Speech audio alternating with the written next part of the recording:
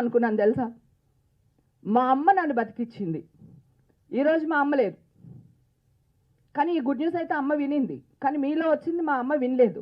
Okay, so మా అమ్మలో అయితే నేను చచ్చిపోయేదాన్ని. చచ్చిపోతే మీరు అందరూ ఎలా న్యూస్ వేసేవాళ్ళు చెప్పండి?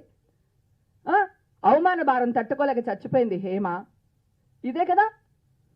అమ్మ ఏ తప్పు చేయలేదు, మా వల్ల చచ్చిపోయిందని అనుకోవట్లేదు. ఏమండి, కోర్టుకి వెళ్తాం, ఒక రేపు చెక్ బౌన్స్ అవ్వచ్చు, లేదా ఇంకోటి అవ్వచ్చు. నేను మనిషినే కదా, వెళ్తాం, కోర్టుకి వెళ్తాం, లేదా స్టేషన్కి వెళ్తాం, ఇంకొకటి వెళ్తాం. ఇట్లా బురద చల్లడం ఏంటండి? నిజ నిజాలు. ఇప్పుడు 100 మంది నిర్దోషులు తప్పించుకున్నా పర్వాలేదు, సారీ 100 మంది దోషులు తప్పించుకున్నా పర్వాలేదు కదా. ఒక నేను చేయలేదు, నేను తప్పు మాట్లాడానేమో అని నాకు అనిపించింది, అందుకని ఒక శిక్షించకూడదు అని మాట్లాడినప్పుడు మీరందరూ కోర్టు తీర్పు రాకుండా, ఆ పోలీసుల తీర్పు రాకుండా మీరు ఎలా శిక్షలు వేసేస్తున్నారని అడుగుతున్నాను. మీ శిక్షల వల్ల మేము చచ్చిపోతున్నాం, మా ఫ్యామిలీ చచ్చిపోతుంది, నా బిడ్డ భవిష్యత్తు పోతుంది. ఇది మీకు కరెక్ట్ అనిపిస్తుందా? న్యాయం అనిపిస్తుందా? సరే, వేసిందేదో వేసేశారు, అయిపోయింది, మీతో నాకు గొడవ వద్దు. కానీ November 3కి నాకు వస్తే ఈ రోజు వరకు హేమకి క్లీన్ చిట్ దొరికిందని ఒక్క వ్యక్తి కూడా ప్రచురించలేదు తెలుసా మీకు. నేను ఛానల్కి వెళ్ళి, నేను ఛానల్ సీఈఓలతో మాట్లాడి 2 నెలలు, ఈవేళ ఫ్రీ లేదు హేమ, రేపు మాట్లాడదాము, ఎల్లుండి మాట్లాడదాము, అవతల ఎల్లుండి మాట్లాడదామని ఇన్ని నెలలు గడుపుకొచ్చారు.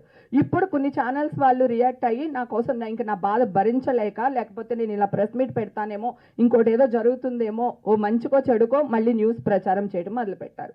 ఈ రమేష్ వైట్ల అన్న ఆయన జర్నలిస్టు, ఆయనకి ఈగో హట్ అవడం ఏంటండి? అసలు నా మీద కచ్చపడడం ఏంటండి? ఆయన జర్నలిస్టులు కక్షలు పెట్టుకుంటారా మీరు? జర్నలిస్టులు ఏంటి, ఉన్నది మెరుగైన సమాజం కోసం ఏ న్యూస్ ఉపయోగపడుతుందో ఆ న్యూస్ వేయడమే కదా. ఇంతవరకు రోజు నేను చూపిస్తాను మెసేజ్లు రమేష్ వైట్లకు, నన్ను బ్లాక్లో కూడా పెట్టాడు ఆయన.